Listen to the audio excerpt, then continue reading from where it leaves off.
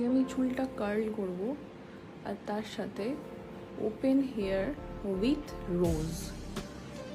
এটা আমি কিনে রেখেছিলাম, এটা দিয়ে স্টাইলিং করছে, আমার করতেই হবে।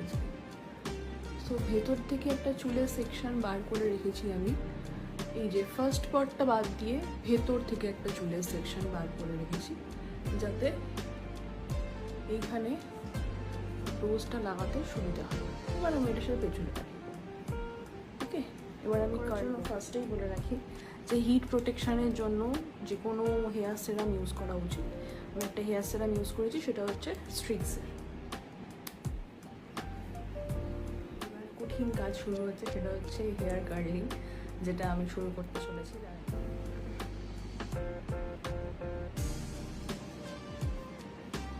ছোটো ছোটো করে সেকশন নিতে হবে, নয়তো কিছুতেই হবে না।